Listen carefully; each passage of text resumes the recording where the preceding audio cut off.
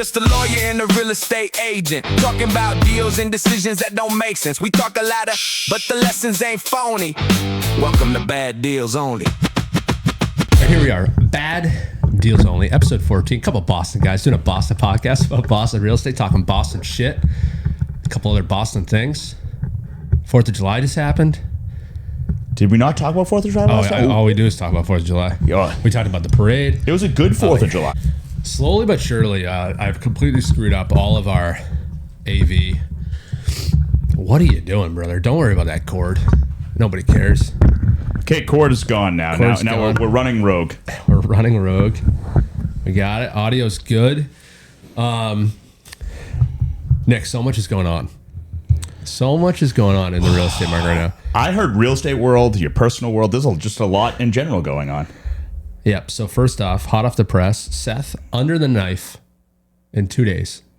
So I will be either A, dead when this podcast comes out, or I will be in excruciating pain recovering from minor abdominal day surgery. I was going to say, can we tell the listeners what's going on here? I have what's called an umbilical hernia. I had an inguinal hernia. Is that like more in the dick region? No, it's in like my bikini area. I guess like if I was wearing a low rise female bikini, you could probably see my scar. Thanks for that image. But no. When was that? That was about 14 years ago, and I have a big scar. And someone saw like a tip of the scar, and they were like, "Oh, I don't have any scar." Then I went back for an appointment about a year later, and the doctor was like, "Forgot the knife." No, the doctor goes, "Kind of a big scar. Like if like you say, I'm using air quotes here for anyone not watching video. If you say it hurts, we could probably get a plastic surgeon to make the scar less." But I just never went back. So I have a pretty good sized scar for my inguinal hernia. Don't know the difference between our two hernias. So I've never even heard that word before, which I'm sure doesn't shock you, but umbilical, about 2 inches above my belly button, which is weird. Well, it sounds like the umbilical cord, which we know starts with the belly button. Sure does. Yeah. I'm glad you picked up on that. Yeah. Smart guy like yourself. Are you going back on the womb? I'm going to crawl back inside. Yeah. No, it's when your intestines essentially, they just pop out of where they're supposed to be, start wheedling their way out to the old tummy. Okay. Very uncomfortable, by the way. Doesn't sound great. I was at a listing appointment on Tuesday. I actually talked to you Tuesday afternoon from the ER. Still answered my phone, like you would have. Yeah, morale was low, but you were answering your phone. Wasn't. Oh yeah, we were going through some bad deal shit too, right? And I was at a listing appointment, started at 10. Strangely enough, for the sale of a business plus the building, and so I went in very blind. Limited business financials available, and so I was in extreme duress when I was there. I mean, this was very, very painful, and so I abruptly cut short my listing appointment. I said, "Hey, sir, why don't you email me all those financials, and I'll get to work on this right away." I got in my car. I went right to an urgent care that my wife helped me find. And I specifically said, I don't know what's going on, but I need imagery. I need something. I need to go to a better urgent care. Like I need like a CT scan. I love urgent care just because of the swiftness of it, but I feel like it's not very urgent. But it's more just like maybe faster care. I just feel like it's a bunch of people back there like, yeah, you kind of got this or you don't. Like if there's anything major, I think they're hitting like the button, like send this person to the real hospital. That's what happened. So I was there. The doctor was actually great. He very grossly yet somehow helped me. So he, a bunch of questions, a lot of feeling around, and he, an incredibly painful massage or procedure, whatever he did, he put my intestines back where they should be. I mean, dude, this was next level pain. Now, at some point, have we learned why this happened? Nope. Okay. But I was immediately concerned that, of course, this is my second iced coffee today. No, that would be more like a tummy ulcer or something. I don't think that would be intestines like just growing in different places. Well, fair. I was a little concerned that my 10 to 12 shots of espresso a day had something. No. I think you're good, actually. And my son had surgery today. He had his adenoids out, and Julian did fantastic. But while I was waiting in the waiting room, Channel 5 had a story on, actually it was Channel 25, because Sherry Spear was giving the weather, that you can have up to 5 cups of coffee. Now, they say they want black, but cream can kind of dilute some of the benefits, but 5 cups of coffee a day. How big are these cups? I think a cup is 8 ounces. It's probably 40 ounces of coffee, which you might overdo that, but I might, yeah. So no, I think it's just genetics is the right answer. Okay, so we're just going to blame other people. That's what we're going to do. Yeah, blame. Thanks, mom and dad. Appreciate it. And so this dude put this thing back and was like, "Hey, man, you're going to need some images because if this is what I think it is, they gotta seal up where the hole is." Yeah, he's like, you might need surgery right now if there's like an infection going on. So he's like, he gave me a very good sales. He's like, I could send you across the street. If it's bad, you're gonna have to go to the hospital anyway. If you want, I can put you on the express train to the hospital here, and we can see if we can't. Nice, that's pretty good urgent care. This guy kind of going above and beyond. Yeah, so he was super nice, and so I was like, yeah, whatever. So I get in the car and I drive to the real hospital, and like, I feel like when doctors say like, hey, I'll call ahead and like see if we can, I'm like, yeah, that doesn't really happen. You would have thought that I was like bleeding from the neck when I walked in this ER. They were ready for me. I like that. They were ready for me. They took me right in. They registered me right in the bed, right to a CT scan. I go, I'm actually starting to think that this is a lot worse than even I thought it was. And luckily, I actually got out of pain a lot in the like 30 minutes following that because whatever this dude did, he like put my shit back. The pressure was less. Now the weird part is after I got my hernia done, they started coming up with a bunch of class action lawsuits against surgical mesh, which is what they use, which is what they use to fix it. And I was like, I started going down a little bit of loop, and I'm like, you know what? I'm just gonna hope I don't have that one. Yeah, cool. And so far so good. Yeah. But apparently surgical mesh was a hot topic in the good old class action lawsuit world a years back. So you'll be happy to know 2 different types of surgeries you can pick here. They gave dealer's choice? Yeah. You ready? You get 2 picks. You go your old school surgery right through the front. Zip, scalpel. Can't see too much, but pretty easy. Longer recovery, right? But quick procedure in and out. 30 minutes. Okay. Right? Or, and it's the option I took, a little bit of maybe Claude assistance, little robotic through the side, dude. So they're going to go in through the side. Well, yeah, I've just been joking that Claude's doing my surgery. But you said the side, like you have an entrance on the side. Like, what does that mean? Like, they're going to slice and dice me up on the side in 3 different spots, sticking a bunch of cameras and a robot. And Claude's going to go in here, find what's happening, and zippity doo. Good luck.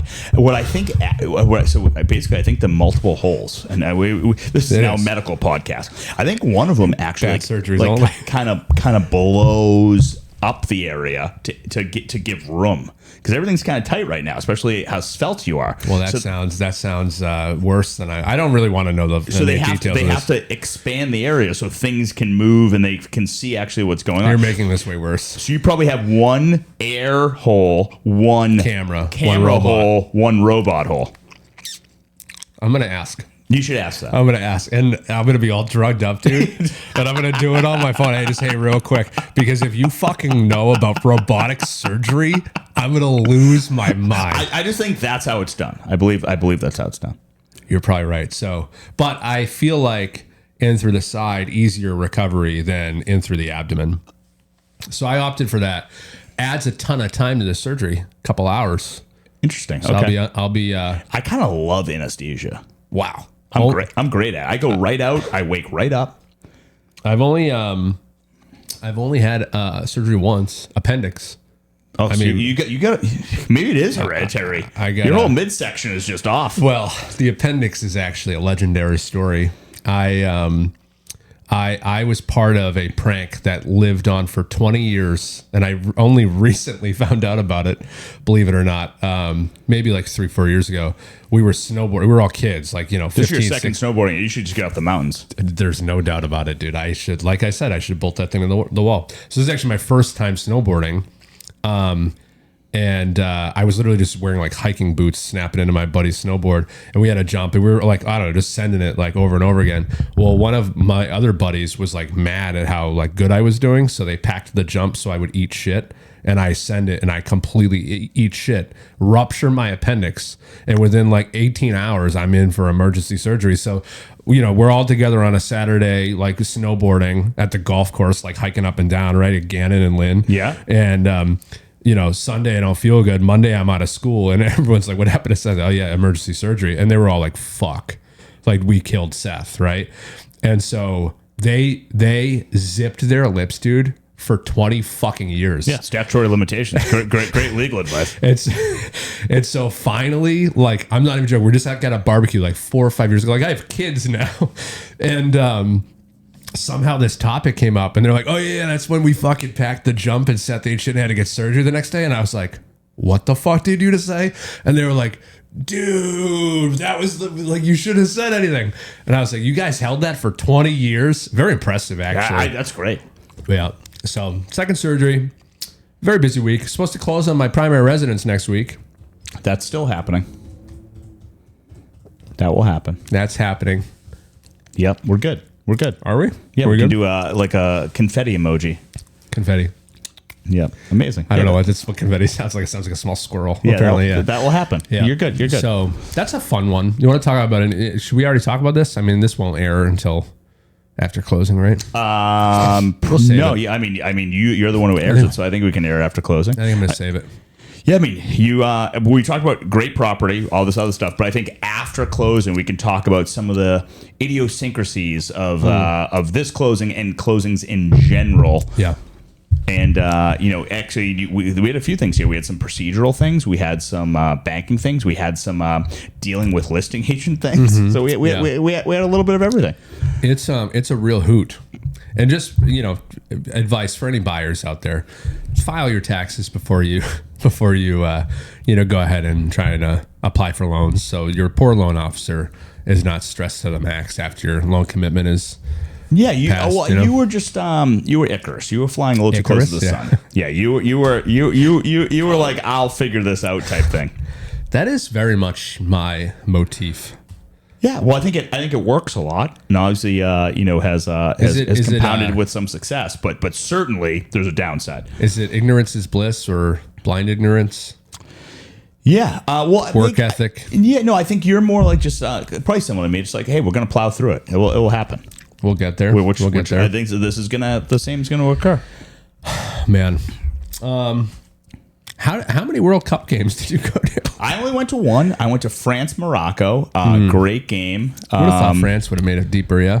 Well, I mean, yeah, pretty deep, they were playing great. Number 11 on France, though, man, he could not score. I mean, they got to get him off that team. Mbappe missed a penalty kick in front of me. That was right there. Wow, tough break. But the atmosphere was great. The crowd was awesome. Bunch of international people. No fighting, no yelling. So it really comes down to like New England just had bad fans. Because I go to a Patriots game and there are way more drunk people, beers everywhere getting spilled. Bathrooms disgusting. The international soccer fans were delight. Do you think they can just hold their booze better? Well, so I will say one Patriots game, I was sitting in, we have a couple different sections where our seats are, and I got my original seats are in the end zone above the Optum Lounge, and I had 4 Brits behind me. And I had a beer down in the cup holder, but as you know, the cup holders are set down a little bit, so it almost looked like I was hiding it. And one of the guys just whispers in my ear before we had really met, and he was like, "Where'd you get that?" And I was like, the bar up top, and he goes, "And how did you sneak it to your seat?" And I just walked down. He goes, "Wait, you can have beers at your seat?" So apparently, at football or soccer matches in Europe, you can only drink outside because they don't trust you that you can drink in the game because you can get too rowdy. So they were very, very happy to be watching the game and drinking beers at the same time. That's crazy. Yeah, so I was like, you guys aren't capitalist enough apparently over there because like we'll figure out the lawsuits later, but we're gonna make our money during the game. Yeah. Would you say the market, now that we're off of my primary residence purchase and sale, we'll have to save that for a future pod. A lot of stress. Don't recommend, by the way. And I broke my rule, by the way, of representing myself specifically as the seller's agent on my own primary residence. Oh, yeah, but I think... No. Okay. No. Okay. It's a no-no. Okay. And I've preached this many times. But didn't you go off market or did you go to market? No, I'm on the market. Okay. You want to see it? It looks great. Did you see the video? I actually want to know interesting. I'm going to pull it up just so I want your live reaction of my fancy primary residence. Did you say it's your house? I did in the video. Okay. So what's interesting is that's what I was just going to talk about. We post content all the time for homes, and yeah, in the hook. Hey, here you go. Take this real quick. I mean, you don't have to watch the video, but I want to get a little live reaction of what Nick Nardone thinks of this primary resi. Very modern beach house. Yeah, house is great. All right, well, that's good size lot too for the neighborhood. Anticlimactic read. So, yeah, place looks fantastic. What I was going to say is I don't know what it is, but I very rarely have people reach out to me about my listings, like direct on Facebook, Instagram, or anything like that.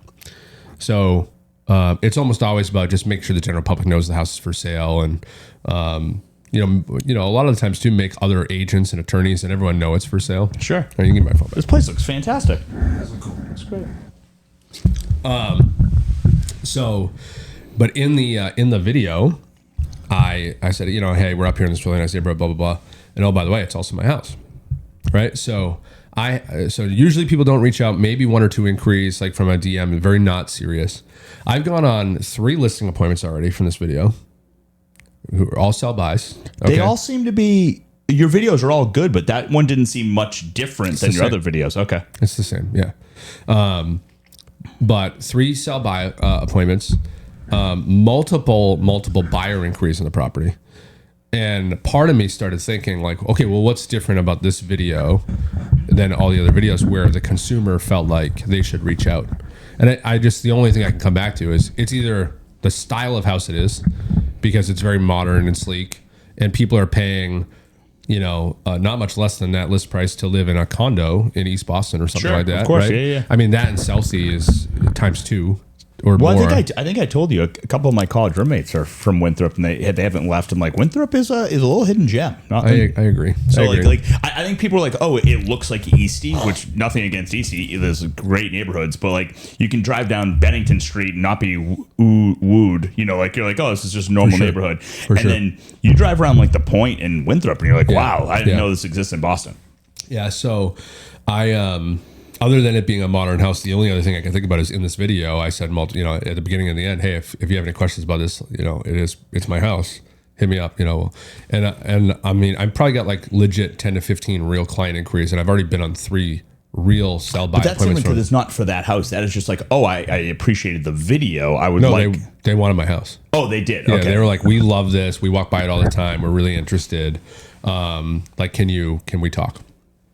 So, yeah, I just thought that was so interesting. So like part of my marketing brain went to, okay, well, like why was the consumer, is it the product or was it like the comfortability, the lack of sales resistance where the consumer was like, oh, it's going to be easy. He's a homeowner too. He's not just selling. You know what I mean? I didn't ask any of them, but I thought that was super interesting. Maybe people that think brokers, you know, either stall deals or a deal's a deal if it has a broker. This felt a little more off market or direct or easier. Yeah. And maybe you should ask these people, go, hey, did you put in other offers that had agents and you had a bad experience? Because maybe this did trigger like a new mindset for them. I thought it was so interesting. Like I was astonished to like, this is crazy. Like how many people are reaching out. So, but anyway, yeah, we got a couple offers. We'll take one today and there you go. Hey, off to the all's right in the world. Yeah. Yep. On to the next, I guess. So, hopefully. yes, we're good. And then I think I got one more real estate transaction or 2 actually that I'm going to try and do this year. I'm going to buy another 4 unit, hopefully off market. Where? Drop it. Okay. Yeah, because I just sold a 3. Yeah. Didn't 1031 like a bozo, and so now I'm gonna need that new write off. You know what I mean? Yeah. Cost seggy. Yeah. Get back after it. So I'll try and take something down. I'm in loose talks right now with the seller who he just wants me to buy it, and it's 2 units are gutted. It's a big property, and so I think we'll try and make that one work. Is financing going to be tough with gutted units? No, because I have somebody that I work with that will do essentially private money rehab loan. Oh, cool. Awesome. Like a Paul or something And the like rates that. are okay? I mean, no, but whatever. What's the difference? You put the money down, you have the construction reserve. It's just cost of the acquisition. If you buy it cheap enough, and So you're 100% refining it then? oh yeah, Okay, yeah. got it. And what's nice is it'll be a residential refi because it's only 4 units. Yes. And so I think it'll just be a little bit easier to pull my money back out than trying to make sure it covers the debt service. Okay, Coverage that of works. retirement. So I think hopefully we'll do that, and then I got to sell something in Lynn, and then I think and I got to close on my lot that we subdivided, and then so I actually got 3 transactions left to go. That's a lot. I've traded a lot of personal property this year. Yeah, no, I'd say the last 18 months was busy. Crazy. A lot of moving parts. Would you say, just pivoting the market real quick, would you say last couple of weeks busier than the previous 2 weeks? Obviously, the 4th of July was a little slower, sure. but busy. The tough part for me is like I'm busy every day because we have. It's not just on deals. It's on a deal from 6 years ago. It's on a deal that was supposed to close 6 weeks ago and has issues. So we constantly have like little things. Like I have a project list of things to do. Whether it be condo docs, get back to architects, like stuff like that, draft some document or a letter for someone. Then we have like the deal going on. So yes, we've been busy, but we had a little lull over 4th of July. I found that the week actually leading up to the 4th was slower than the week after. So I think most people took off that like June 30th to the 5th Makes or whatever, sense. the 4th or the 5th. And then the week after was slower, but still I was getting more inquiries and more people were reaching out. And then now it's, like, I don't want to say back to gangbusters, but it's busy. Like offers are coming in daily. Yeah. I think, I'm going to send you one here in a little bit. Here we go. That's an easy one. Let's get that PNS tight. Oh yeah, we just need to make it quick. Any inspection on that? I mean, legally. Oh, well, I mean, I didn't know if there's a high they gave a gigantic high aggregate on it. Yeah, it's pretty good. Okay. 30K. Yeah, it seems good. Yeah, that was looked very clean from the pictures. I appreciate that. AI is a wonderful thing. Photoshopped all that kid shit right out of there, so. Yeah, I think I've seen the market pick up here these last 7 to 10 days more so. So I think you'll get a lot of stuff in the hopper. Hopefully we get a lot of stuff going on. So mortgage rates going the wrong direction again. I was talking to Shant the other days via text, and I sent him the podcast. I go, hey, if you're not listening to this, take a listen. And he said, I'm going to go right back. Direct quote. He goes, I'm going to go right back to April and see what you idiots said about rates. And I was like, that clip might not age well. I think we were predicting somewhere in the mid. I went mid. I think I had a 5.5 going out there. But we didn't anticipate a war and then a pause and then a war. Hey, I did an ARM yesterday. It was an ARM for 5.3. That's not bad. Did ARM for 5.3. 5375. 5375. 7 year. That's not bad at all. Who did that? M&T Bank. This is no free ads, but M&T. What's Bank. M&T stand for? Probably something in trust. Mortgage and trust, dude. Maybe could be Mortgage and Trust Bank. You want to look that up? What a dumb name for a bank, by the way. M&T. Hold on here, fact check. But they might be like UPS used to be United Parcel Service, and they went right to UPS. It doesn't stand for anything now. Dumb. You ready? Manufacturers and Traders Bank. Founded in Buffalo, New York in 1856, the institution originally focused on financing durable manufacturing equipment, serving local Belt. merchants. Today has grown into a major financial holding company operating over 900 branches across the eastern United States. You can explore their personal and commercial services on M&T Bank homepage. And I think their wealth management arm is Wilmington Trust, which started with who's that lovely family in Delaware? The Rockefellers? I don't know. Nope. The should I look this up? Right at my no. Now I feel like a moron. Started like DuPont family. The DuPont family. Thank God you got that before I could. God. I don't even know what I was going to Google. Delaware rich family. The DuPonts. Yeah, the DuPont. Yeah, I think they're probably French at the beginning. Probably, yeah. All right, M&T, not bad. That's a good rate. I've seen still a lot of good 6.25s, but honestly, I'm seeing a lot less rate sensitive people at this point. Yeah. Well, I think a 6 just makes sense now. Like a 6.25 is just what makes sense. And most people are, understanding that, like, hey, I need the property. And that's what we talked about at the beginning. Like, eventually, the property is the thing. Like, we need to move. We want to move. This is what we have to do, and this is the parameters of which we're in. Yeah, no we talk all the time. And speaking of Sean, like, he's like, hey, rates were at 18 at one point, right? And like the average was 10 or 11. So, like, we've seen rates higher. This is not the top of the market. It's obviously for the generation that's been buying over the last 20 years high. But I think we're used to it. And I forget the full financial models, but I think they say like a 5% interest rate is like what makes the world go round. So like hopefully it will get closer to that, and you'll see like a 4.875 and a 5.5, and it'll keep going back and forth, and we'll flutter in a nice realm of heavy transactions.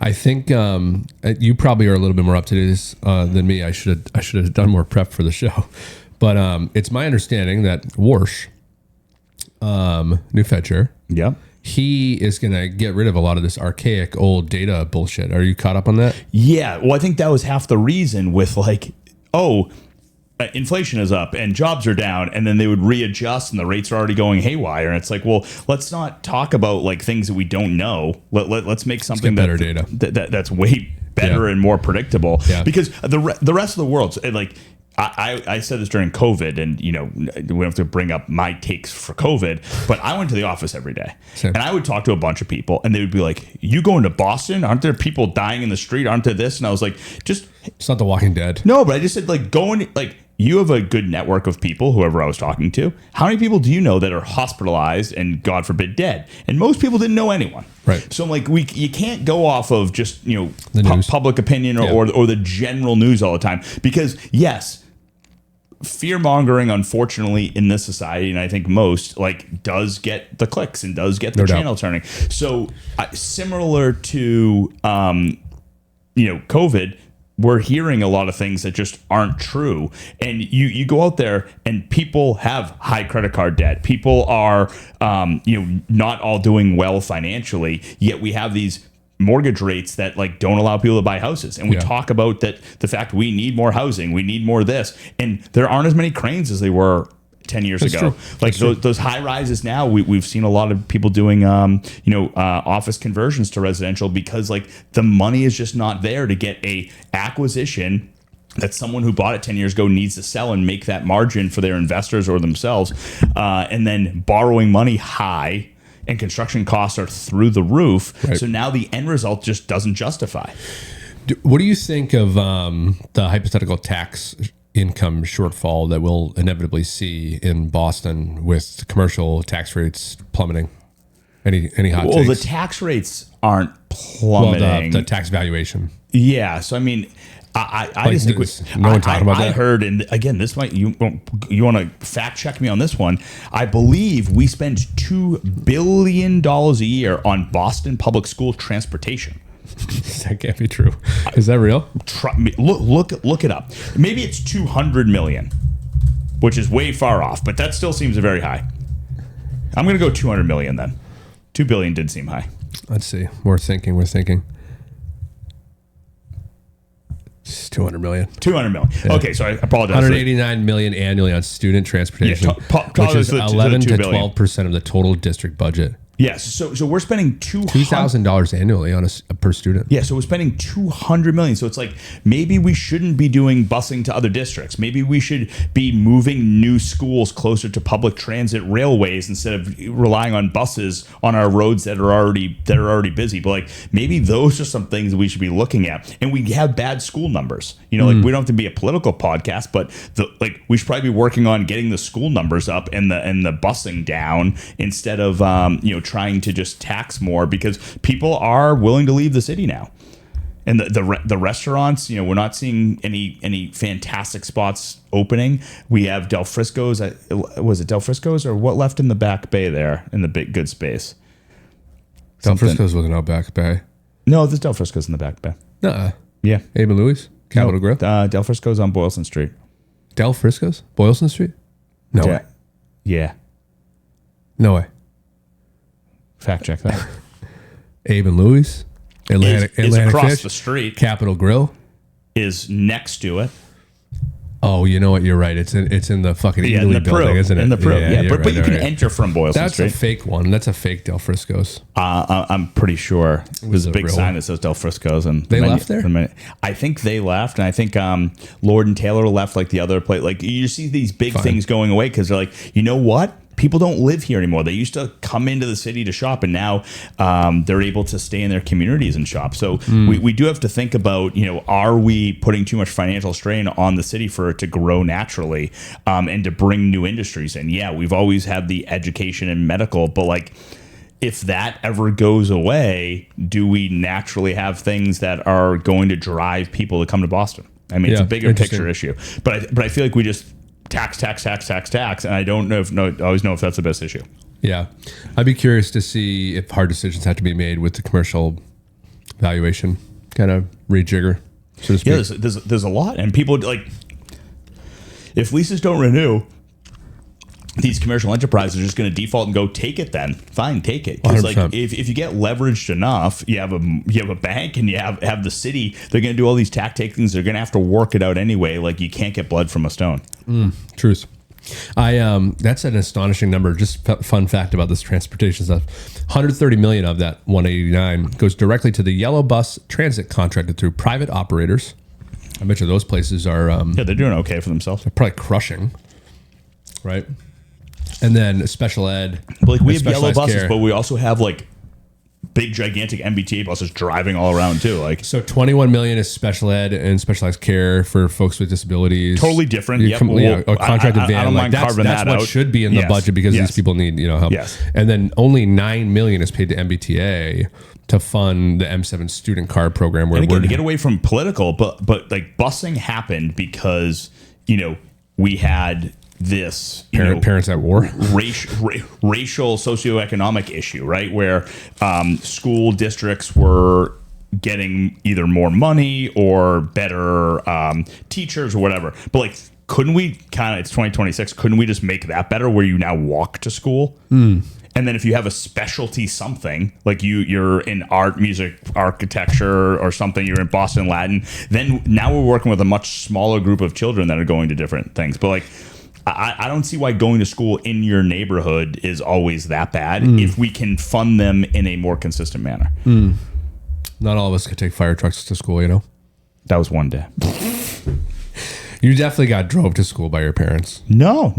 I was a bus kid. And then when I went to Archie's, I was far away. We took the commuter rail from Kingston. Wow. And then once people got their licenses, Where was that? Was that drove. like Rockland area? No, Kingston. It was the Independence Mall. So No. Where was Archbishop? Braintree, Wow. right by the split. Yeah. Near Thayer Academy. Yeah. So the train station's right next to Thayer, and then we would get bused like 2 miles away. A little van would pick us up. Yeah, it was great. Private van. Paid for. By us, by tuition. Yeah, I'm just kidding. I didn't know you went to school way up there. Oh yeah, just Wow. driven by education and athletics. That's a commute, dude. Hell yeah, I loved every second. And It was fantastic. that was high school? Yeah, it was fantastic. It was great. Wow. Went to St. John's Prep. That's a commute.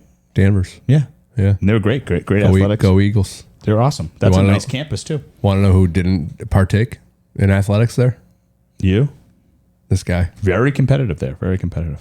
Got no business. I had no business being there from an education standpoint, as obviously this podcast could tell. But that's cool. Both St. John, Shrewsbury, and Danvers get what do they call it? Shrewsbury and then the prep. Is that the I difference? couldn't tell you too much about the one in Shrewsbury.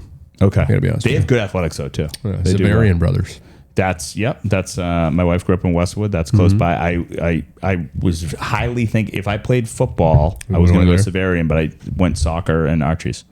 That was the crossroads. Here we are. Wow, what a life. I would say that officially, and there's actually some documentation about this, that Boston, most neighborhoods in Boston, at least from a condo standpoint, full-blown buyer's market. Hot take. Yeah, it is, but it's like it is and it isn't. Because you would think that a buyer's market is something comes on for $1 million, you can get it for $875, $910, $930, but they're just sitting. So like I can't tell if it's they're priced too high and people don't even want to see them. If sellers aren't entertaining lowball offers, because like buyer's market still to me is I'm getting a deal done. It's just in favor of the buyer. I feel like there aren't at least high-end condo. I put anything under 1.3 and under in a different category because I feel like the 1.3 to 2.5 is sitting, and then the high end is going, and the lower end is moving. I don't think the low end is the low end like for us 5, like in like the Southeast Dorchester, East Boston, like I consider the low end like a 750 condo. Not moving. In my opinion, I'm getting some. Well, I just gave you one, but that doesn't count. I'm getting some. One not from you. And so you sold 2. No, we haven't got 200 units on the market. We have them going, but I understand because I think the other thing is like a 750 condo, you can get the brand new one that's right. That's the problem. That's 550 square feet. And you get the ones now that people are like, hey, it's 6 years old and it's 1,300 square feet. Like, let's buy that one. You have to look at the details to figure out. It's funny. Not to go on a complete other condo tear, but two to three things. First off, I have a wonderful condo on the market right now. If you're a buyer, please call me because it's a 2-bed, 2-bath. It's almost 1,300 square foot. It's right here in the Heights. Perfect. 2 garage spots. Talk to me. 2023 build. What's the number? I mean, where it's great. This is a great deal. For a deal, I think you're going to say it's 830. Dude, 675. So what's wrong with it? Something is wrong with it. There's nothing wrong with it, man. There's no catch here. That's free money. Now it went on I'm the second broker. Should rent. It went on the market, by the way. That originally should rent for $3,800, right? Yeah, probably more. Yeah, it went on the market originally a couple months ago for $800,000. And we're down to 675. We threw a fresh coat of paint on it. We're showing it. We get some clicks on it. I think the worst thing it's got going for it is up on the hill, so it's a little bit less walkable than some of the other stuff. But what you just said is the problem. There's new construction here, walkable with garage spots, but maybe it's 900 square feet. Still a 2-bed. That's what I'm saying. It's definitely smaller. And you can pick shit up for 650. New construction. So all these folks who paid 6, 7, 8. They're having a hard time. Speaking of sitting, did we ever work on that multifamily in Chelsea? Signed it. Hits the market this week. Thank you, by the way. You're welcome. That was an easy sell. I knew exactly who he said. You like that video? I had a client. I didn't watch the video. No, you said the video I sent. Oh, yes. Oh, yes. Your personal. I had a client who said, Nick, I have a place sitting, and I knew there was a title issue. I didn't do the closing, but helped advise on it. And he said, who do you use if you needed to sell a place in Chelsea, multifamily that's been sitting? And I said, I have your guy. What did you say? Seth, give us your tired, you're rich, you're poor. Steph responded in seconds with also a custom video that was very compelling. I think other agents should be looking at this. Got to bring the energy. Because I was sold in 2 seconds. I was like, I use Seth just because I know him, but like he threw on the special sauce on that one. It seemed to work. Listen, I've been talking to our team a lot. That I really appreciate the referral, of course, and I'm glad we got that all shot already. We're doing some work there, some deferred maintenance, and it might either go this week or next. I'm not sure. See, now I just broke my cord too. Where's producer Nick? Unbelievable, dude. The guy couldn't do anything right. You think he still listens and he's crying in his house? No, he's not crying. He's strong on the inside. He's probably really impressed with our new intro. He's strong on the inside. So I've been talking with the team, and listen, the amount of emails and texts that we get, and unfortunately the amount of spam calls that we get, I probably like you am very overloaded with not important communication. Okay. Sure. So I'm trying to do as much as I can things on the phone, and specifically with audio messaging, like a voice note or a quick video. Yeah. Right. The video was great. You can say so much more.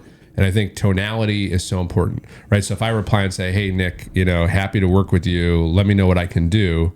I'm just spam. I'm like everybody else, whatever, right? Or I can very quickly build some trust. Hey, what's going on? It's Seth. Thanks so much for the referral, whatever. And like, people get to know instantly, like, and trust you ideally, and that should convert at a higher level. That nails it. I will say I can be a little more of that normal. I try to say, like, if they mention a town or property where they're buying, like, I try to mention something about that, either that we've done something or I know the area. But luckily enough, knock on leather here, that most of my referrals are like, they used to be, hey, Nick, can you talk to the Williams family? They're interviewing attorneys. Now it's much more, hey, Williams family, this is your attorney, Nick. So, like, I'm able to kind of just jump right into, like, instead of sales, Nick, it's more, hey, when are we talking? Let's move forward. Let's get this done. Yeah, the assumptive close, we call it, where we're just doing business. Yeah. You know what I'm really starting to not like, though? Is there's a couple times where I'm like, hey, this is my guy, Nick. Sorry, already retained by the seller. Like, what the hell, dude? Okay. It's like this. We're getting a little big. This mad dash of like, dude, it was 30 minutes. The deal started 30 minutes ago. What do you mean? You've already been retained by the other It's party? been very quick. It's tough because ultimately, I want everyone to have proper representation, but like, really, not to say like we want to be on the both sides of all the deals, but some deals are so straightforward that like they're actually smoother with the less people involved. And both sides are protected well, and like the contract's written, because neither side, if you had to pick like in general, like the middle lane of where most deals fall, the seller's not trying to get one over on the buyer and vice versa. Like they're just trying to like, get a deal done, and it's much more transactional than it is, legal representation, like a merger and acquisition. You just reminded me of multiple different attorney-based questions to ask you. Ready to put you in the hot seat? Sure. Hot seat could be a new segment. We're in. We're locked. Fire emojis. So I asked you a question the other night. You answered quickly. Claude gave me a different answer. I just want to let you know. So now we're gonna have to come down to it. Okay, now, Claude. Obviously, I know we're gonna have to review the condo docs, and that's gonna ultimately give me the legal opinion. I got an issue at a condo association where there is a gas leak. Okay. Known gas leak, or like someone's like, I think there's gas. Like, so this is I think there's gas. Okay. So National Grid came out, found and identified a gas leak in a different unit owner's unit. Okay, so it's in their unit. Yeah. Or it's the dedicated gas line to their unit. Okay. This is not a branched gas line. Is this an HOA problem, or is this a unit owner problem? Now, I will tell you, The condo docs will have to come in play, but pipes, conduits, flues are going to be part of the common area. Now, if you said the air handler or burner has a gas leak in it, or they made a change and a modification to the gas system, I'm going to go with them 100% of the time. But with gas, water, electric, that could be running, because the gas didn't generate in their unit. It came from the main gas line. That most of the time you're able to have this as a common area. so obviously we're like you said, we're gonna have to pull the condo docs, but I threw the condo docs into good old Claude, and it says, this notice concerns the gas leak that has been identified and isolated to unit so and so. Its purpose here is to confirm under the associate's recorded government documents where the responsibility for the repair rests, and to see how work that reaches any common area will be handled. Responsibility for a utility service line turns two facts: where the line physically sits and what it serves. The recorded documents rule as follows. Master deed: utility piping is a common facility only where it lies in a structural or common area, or where it sits inside a unit but serves part of a condo beyond that unit. Piping located within a unit serves only that unit, and serves only that unit is not a common facility. Correct. So if you had the line from the gas line to your stove, that is in the unit. But you said just a gas line coming in. It's got to be the gas line going into this unit from the utility room, likely. Correct. So if it was from like the main line, went into something, and then just serviced the unit, yes, it's going to be on the unit R. But when you say just a gas line entering the unit, it's coming from a common area into an exclusive area, which is probably going to be common. So we have to identify where, like the actual place where the leak is. So if the leak is in the common area on the, or even in the pipe that comes from the common area into the exclusive, it would be common. Correct? Right. But if it's within the four walls, it's within the four walls, but it can't get out. So again, if you have the main pipe coming in from the basement to the unit, then you have an offshoot that goes to the stove. That offshoot is unit person. Sure. But that main one that's coming from a common area into the exclusive area, that is going to be common. And I could argue that pretty strongly. Yeah, I think if it's the source line said differently. Correct. And that whether it's in or outside the unit, it doesn't matter. If it's the source line, it's common. But if it's one of the other ancillary things, yeah, like if you had a leak because you had like an O-ring or something from your air handler or condenser, like that's on you. Yeah. But when you said just like a line coming in, I assumed it was coming from the main source. Yeah. It does cite another paragraph in here, paragraph 9, and the Declaration of Trust, section 521. All maintenance, repair, and replacement of plumbing, heating, and equipment of lines serving only one unit, wherever located, is the unit owner's responsibility. Wherever located. Yeah. It sounds like if we try to make the owner pay for this, they're just going to sue the condo association. Yeah. But gas is also tough too, because now as a trustee, if you know about gas, now you have a fiduciary duty, because fiduciary is not just financial where you think of just money, but if there's going to be a greater repair or put someone in peril or take away your insurance ability to have some indemnification, you now have to act. So you have a few other things there too. Yeah. So working on that right now. That's a good one. And then I had a completely other question, and I've debated this a little bit with another attorney friend of mine. So at some point, and I'd be curious to your take, because I don't think you and I have ever talked about this. Something happened either in or coming out of COVID where your typical mortgage contingency always housed a de facto appraisal contingency. I agree. Okay. So I can give you my analysis on this pretty hard. Okay. You know where I'm going with this, yeah? No, but I could tell you my analysis on when people were like, you don't have an appraisal contingency. I said, no, but we applied for a purchase price and a mortgage amount, which creates a delta. And if that delta cannot be met, then I am getting denied on the terms of which I gave you. Yeah. Okay. Nailed it. Yeah. So the mortgage contingency is backdoor implied, for lack of a better word, based off the dollars amount that you're actually applying for, or the LTV that you write in that you're applying for. And if anything sways that, then under the mortgage contingency, the deposit is safe and we can close the deal. Yeah. Okay. So what if I want to still buy it? So you can certainly still buy it. You have to put more cash down. The ratio changes. But what if your option? But if you're a hardcore listing agent who's like, only want cash, and you have a bunch of buyers, if you want to make a stronger mortgage contingency, put that you can apply for a mortgage, which is only subject to your personal finances or condo doc approval. It is not subject to an appraisal or anything like that. So now when you get that denial, it has to not list an appraisal or something along those. But if you just accept a blanket mortgage contingency, shit can go wrong, guys. Like people assume a pre-approval means it's all good. If you're using, like, I can probably name 10 lenders that if I saw a pre-approval, I know it's closing 100%. But other than that, like, good luck. Yeah. Because I think it's interesting, a few times when something hasn't appraised, now there's this awkward impasse where, like, and listen, as an agent, I very rarely am writing in subject to satisfactory appraisal. Like I'm just not doing it. People because they think it's something different. Negative intent. Yeah. Yes. Yeah. So I'm just going to leave in the mortgage contingency and we'll make that decision later. But I think a few instances you've run into like a hardcore listing agent who's like, well, you didn't write in, you have an appraisal. like contingency. I go, what are you talking about?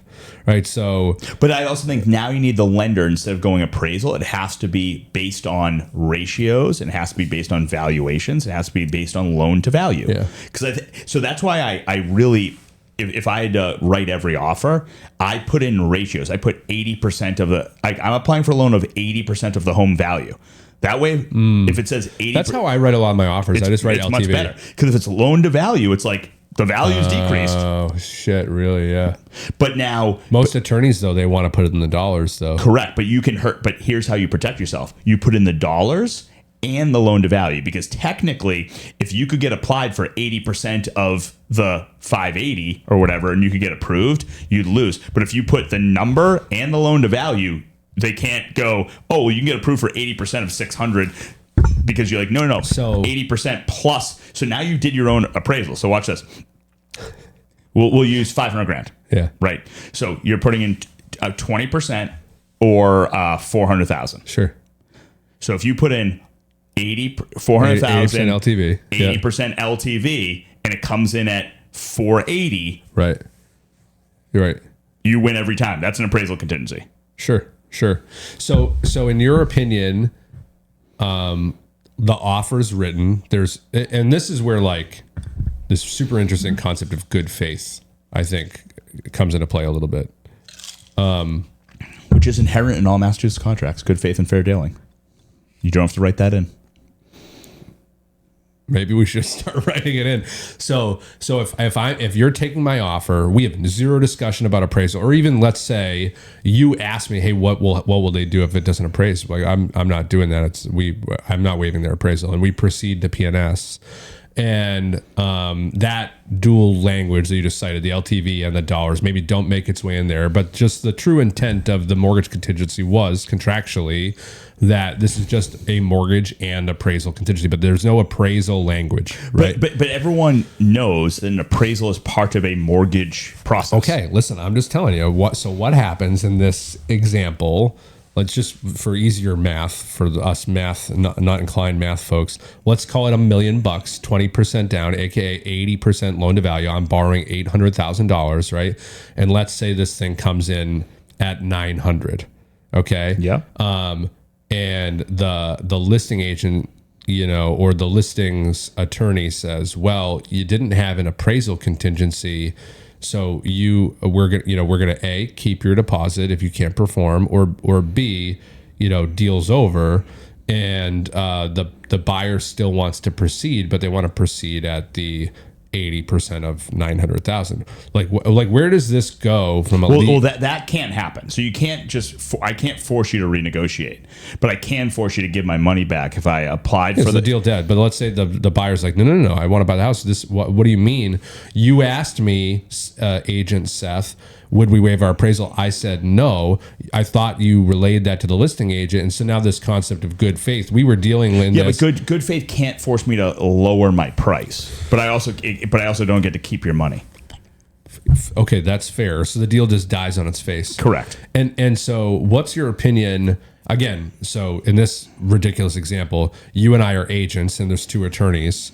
You say, hey, Seth, waive your appraisal. I said, no, dude, I'm not doing that. Take the fucking deal. You take it. Sure. And then somehow, the attorneys end up, like you guys always do a little bit. No, just kidding. It happens. People posture. Someone's, gamed the system a little bit. Maybe the listing agent, instigated that. I have no idea. And here we are. It doesn't appraise. I think that's like, hey, Nick, dude, what the F? What do you mean? Like, we talked about this. And so it's interesting, like, when we talked about it, but it's not in the contract, but we, what do you do? If you want it to be enforced, get it in writing. Yeah. Even if I hate this when someone goes, hey, can you fix the front door? It doesn't close properly. And you write it into the P&S. You go, front door shall be repaired by a licensed professional. Workmanship like manner. Proper workmanship like manner. And then they go, hey, it's done. Take it out of the P&S. And I go, well, the door can still work during the closing. Why would we take that out? Like, it's the weirdest thing. That just shows bad faith to me. I'm like, wait, is the door working?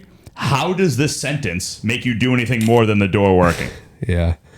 I feel like then you get into those rubber seal bulkhead issues where like, I don't know, this could be closing better, Sure. Well, extortion. But that's why you put buy a licensed professional. So or buy a professional. So the professional goes, hey, I fix this. This door's working right. Like if it's a major issue that like has nuance to it. Yeah, maybe you have to say, hey, a third party or this. But that's why I always tell people, I think you do the same. Take the money and run and fix it yourself, because that is always the most clear-cut way of making a deal come together. When you have to have someone else fix it, they're never going to fix it the way you want it, or rarely. That's very true. Yeah, when we're representing the buyer, I always advocate for credit, not repair. The seller's often going to try and fix things as cheaply as possible. Yep. No doubt about it.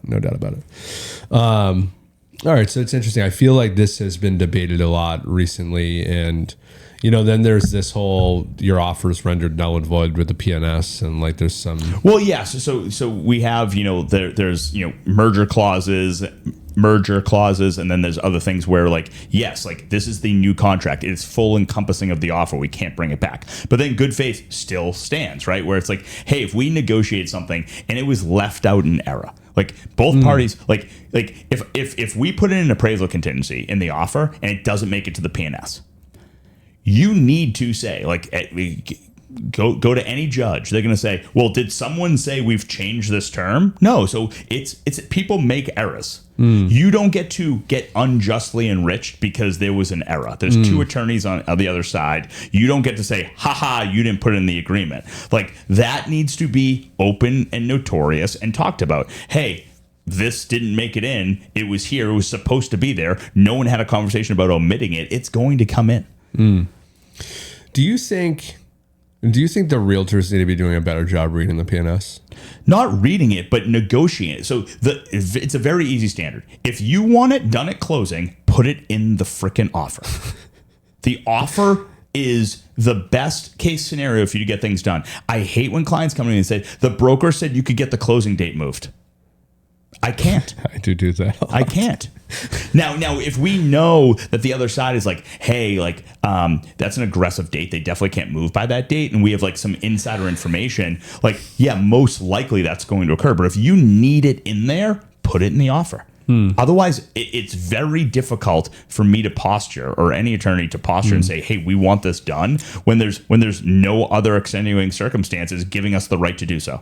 Like when someone wants to move back to closing but then refuses to move back your mortgage commitment date? Yeah, exactly. Just like that. What about when they blackmail you for a use-and-occupancy because they won't sign the PNS? Well, that stuff happens occasionally too. Yeah. And those are all things where, like, you can fight it and you're going to win, but winning sometimes takes a long time. So like, you have to, being right and winning can be two different things.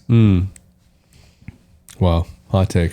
All right. You got any bad deal stuff to talk about? Yeah. I got like 8,000 bad deals. Like, what I don't know. Give me one where I can give you my agent's point of view that we haven't talked about. Because all mine are pretty still confidential. I know. So I get some like confidential, like ones that would like total, like just make a ton of sense. I can give you like some general stuff. So I got 2 deals going on right now where like people want things done, but we don't have a right to exactly tell them what to do or when to do it. So we had one where there was electrical work done, and we found it wasn't signed off on. In the PNS, we have those signed off on. Yawn. So we asked that it got signed off on the permit. Boom, we got that. Then Unit 1, this is a condo, said that they didn't like where the electrical work was placed. It was a conduit on the outside of the building, because we have to replace the exterior or the roof. It needs to be removed, and the work could be a little more extensive cost-wise. That made sense. So the parties agreed, the current seller and current unit owner 1, to move that conduit internal. Now, oh boy. Now our parties, we initially had that we were going to take the external.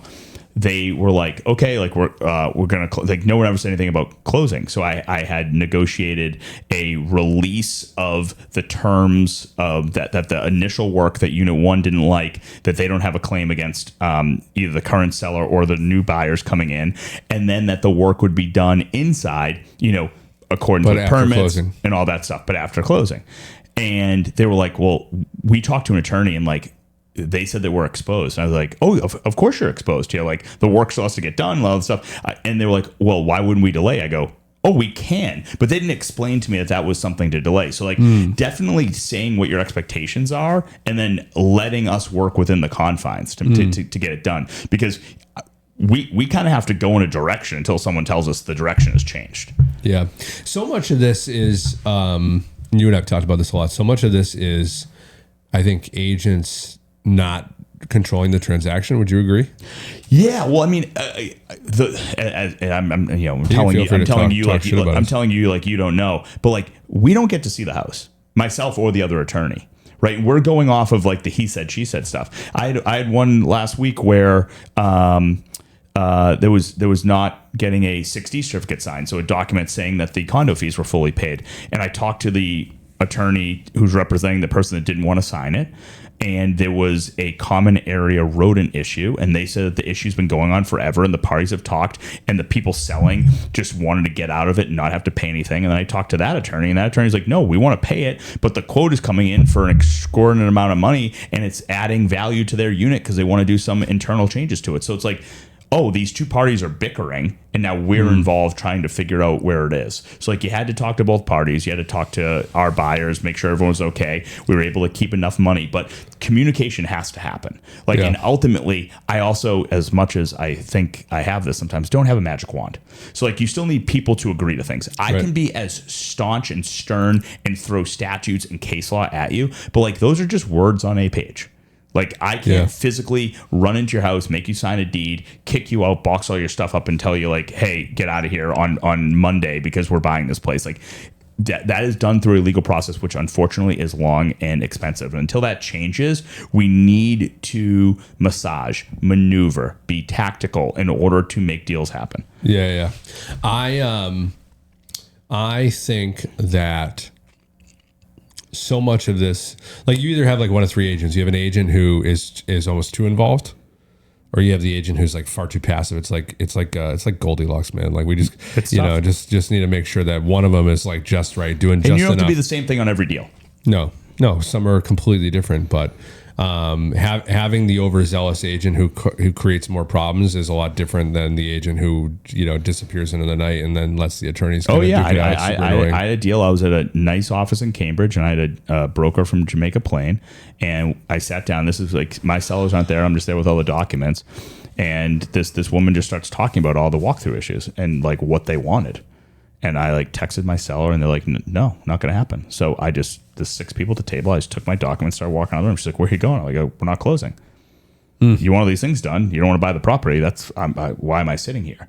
And finally, the other attorney came out and and the deal came together. But this agent was just like, "Hey, how can I show my value?" So you and I have talked about this a lot. So I can get their listing, and it didn't work out for her because legitimately we have crying buyers and stuff. And I'm like, I'm taking these documents and leaving because but I also had a seller who trusted me and gave me explicit instructions on what to do. I wasn't being a deal killer. I was following their instructions and executing properly. Yeah. Listen, there's so much of this business is that relationship, and those clients are the best to work with because they truly trust your value. Hey, whatever you got to do your thing. I trust you. I'll do up. And I love the ones who are like, hey, I'll do up to this, figure it out. Save me as much as you can. And you're so right. It's the agent trying to overshow their value and like make get the win, in a deal. And, on the flip side of that, I think that's why it's so important. Now, and I've been doing this way more this year and last year than I used to earlier on in my career. It's try and do the best for the client. Get it to a point where you can't get it any further, and then involve the client as much as you can with a voice memo or a video, and let them make the decision. Sure. Right? And obviously provide a multitude of options. And some clients I say, hey, listen, do you want 3 options? I can give you 3 options. Do you want my opinion? Or do you want to make, you know what I mean? And you'll be, at least I've been shocked over the last year how many times, actually I think almost all of the time, the client uses a very rational mind and makes the right call. They either take less for the unit, they give a concession, they take a concession, whatever it is, versus maybe 3-4 years ago, like I would be that agent almost like trying to add my value and making it so personal. Well, some clients think that the option of the deal dying isn't on the table. So they get very like, I'm only going to take this. And I'm like, well, if they say no and this deal dies, are you okay with that? And they're like, well, no. So I'm like, then that's not the only thing you're going to take. Like, we need to look at this in a full holistic way of what is happening, what our position is. Let's make sure we have the right legal position, present it in a proper way. Yeah. And then what's your risk mitigation?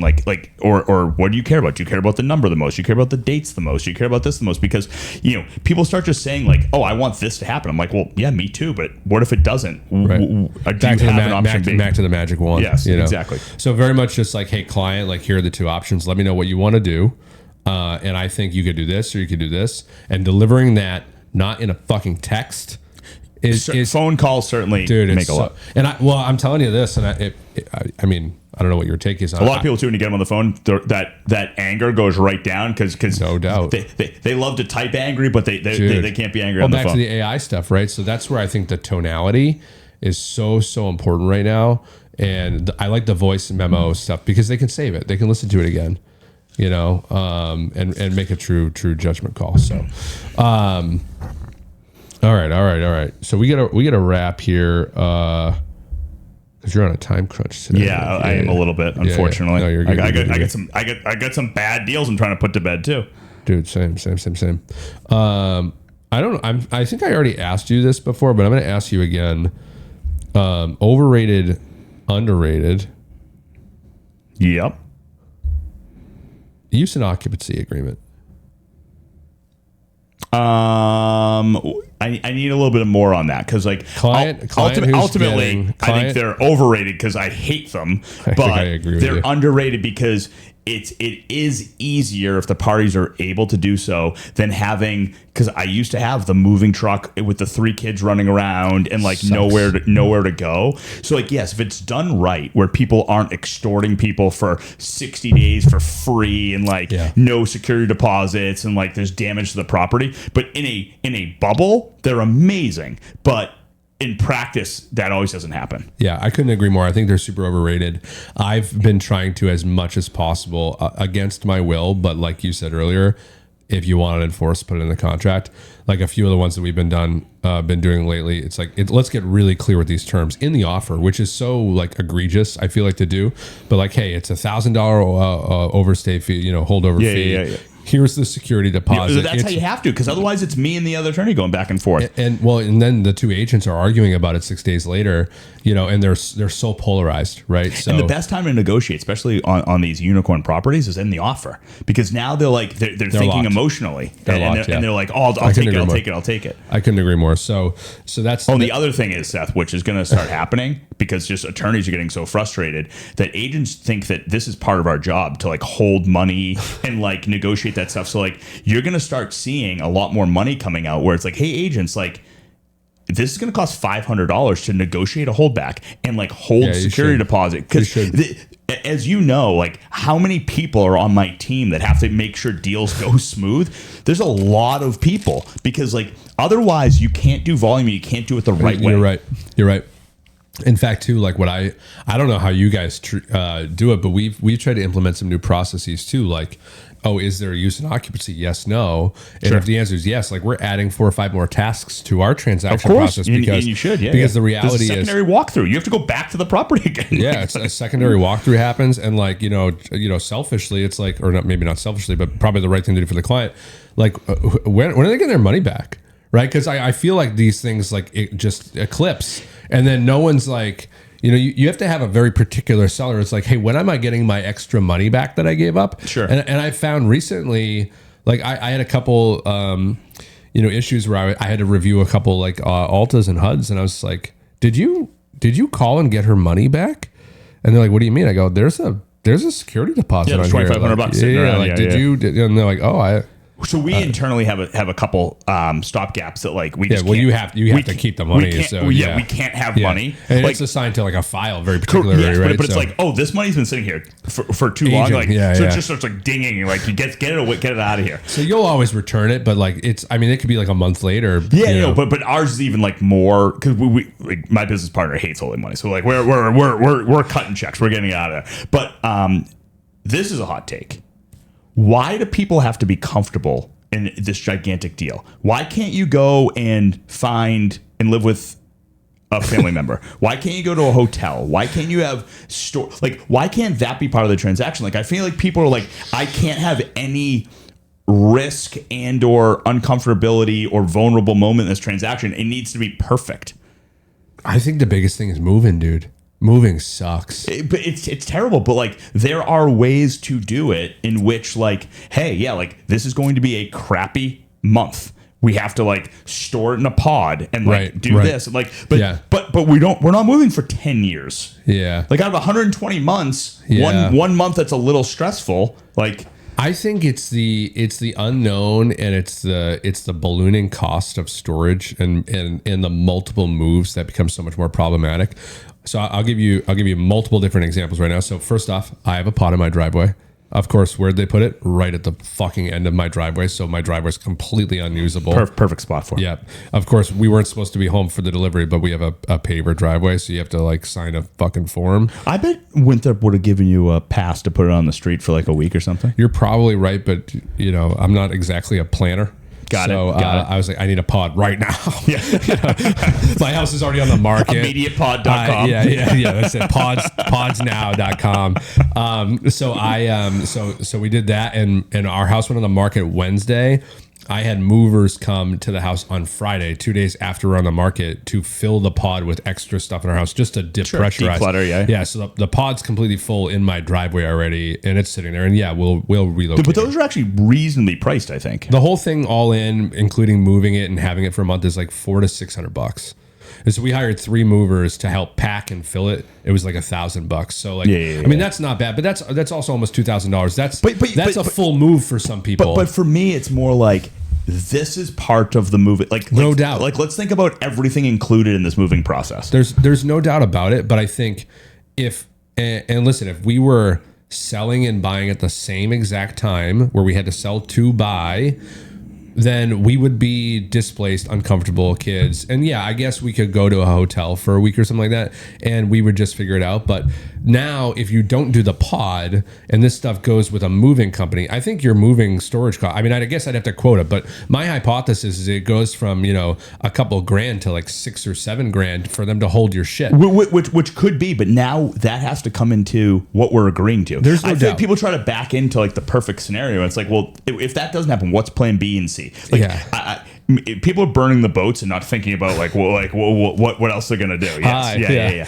But you have the ability to like pivot. Like, this is a pretty good sized office. Like, there could be a family of 4 sleeping in this office. Yeah, everyone's gonna come in real quick, and I'm gonna be in a sleeping bag watching Bluey in here. Hey guys, sorry, just go use that desk we're eating there. Yeah, we're out on Thursday. But yeah, I think. To a degree too, I think realtors have just maybe designed the perfect scenario and overshared or created their value and kind of tried to set that up for clients as much as possible. I think that we're probably to blame there. Yeah, no, but I also think too, like, hey, we'll use the $1 million house scenario. Hey, we got a $1.020 million offer, but like the $1.5 million or the $1 million is going to give you a 30-day free U&O. Right. How much does that? Is that valued at $20,000 to you? Yeah, no. I'm out. No, I'm saying like it probably shouldn't, but some it's like for sure. For It's you guys, for you guys, it is like you have 3 dogs, you have this, you have young kids. Like it probably in the wash is better. Yeah, you're not wrong. So, all right, someone asked me a question yesterday, and I actually hadn't heard of this, so I'd like your point of view, and then we'll give you the ease. I think this is already an underrated, overrated one, but I'll just give you another hot take as an attorney to give the commercial on it. Extended coverage title insurance. So you should always get extended coverage. But is that just a different way of title insurance? It's like no, it basically it depends on the company. Some it's like the natural rate, or it's $175 more. Like, but what is the difference between title insurance and extended coverage? So some extended coverage, each company has some different things. Some it goes back further. Some it protects you going forward, where some others doesn't. But like if you read the things, it's like 30 extra things for $175. Like it's like no, I've never even heard of it. We don't even charge. You have, because you checked a box. Like some of the acknowledgments, it says, do you want a regular policy or an extended coverage policy? Like the extended is so much cheap for what you get. Like, and we don't even charge more for it on most of the. Maybe that's why you guys are just have such great value. Yeah, you just get it. You're everything with Touchstone is just always you always the just best, have top it. tier. But no one's trying to upcharge you anything over a Touchstone. But it's not like it's $1,000 to $2,000. It's not that difference. Yeah, someone asked me that. I go, I don't think I mean, other than obviously what's in the title, I once probably more and longer, but I couldn't really cite. Yeah, but no, it's you're saying underrated. We only give extended policies. Yeah, so yeah, underrated title insurance. You heard it here first. Yeah. I'll tell you. This is gonna be a good one. Underrated or overrated Qualia. So well, here's the thing. Like, all the systems aren't fantastic, but Qualia right now is the best out of any of them. But they're expensive. Like our Qualia, I guess in the grand scheme of things, maybe it's not as expensive because we have a lot of clients. But our Qualia will be close to $150,000. That's crazy. So it's like, can't you build a better Qualia? So that's the thing, because Qualia doesn't even have like all the things we want. So I'm like, well, maybe we should just build a better Qualia. So I bet you I could rip one up. Yeah, it would be fantastic, Seth. You'd want to get on this. I get a little downtime coming up because the title insurance companies used to have their own, and like you kind of had my camera just died. You kind of had a relationship, so now it's a little bit different. But Qualia is the best product we have, but I'm still not 100% happy with it at all times. Tough break. I would tell you that as a consumer, on my personal residence, Qualia underrated. It's pretty cool. Well, no, it's good. But I like it from a consumer standpoint. Yes, but it almost talks too much to you sometimes. As an agent, overrated. Get rid of it, dude. You're getting too many Qualia emails. Yeah. So I don't know who I talked to, and you probably wouldn't like this opinion, but maybe you would. I complained to somebody at your firm about it, and they're like, "Oh yeah, just ignore that." And I was like, okay. Because basically you can't ignore 90% of it. But like you said, for the consumer, like it's built for the person in middle America that does this once a lifetime. Yeah. And they're either 70 or 22 and don't know anything. And it's like supposed to walk you through it. It is pretty cool. But then the agent who we're going to assume it's you and does 250 deals a year, you're like, I just got 37,000 emails. I have so many Qualia emails. I got 37,000 emails from Qualia, and I don't know what any of them say. Yeah. I just go like this. Delete. Yes. Well, so the tough part about it is Qualia is supposed to take away from all that minutia emails, but it just doesn't, because people still like it, unfortunately. Yeah. My favorite is when my client goes in an email and then I get an email that they send an email and someone replied to the email. I go, this is so crazy. Yeah. I don't know what's going on. I have to log in now to figure it out. There's a whole conversation on the back end. I don't know. It's unbelievable. Are they talking about me?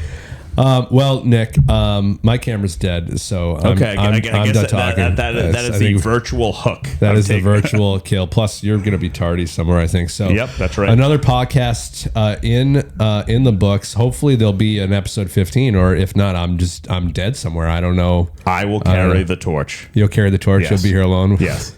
And producer Nick is taking your chair. Oh my God, jeez. I don't know. That will be scary. You'll have to coach him on auto switching or something. Just a lawyer and a real estate agent, talking about deals and decisions that don't make sense. We talk a lot but the lessons ain't phony. Welcome to Bad Deals Only.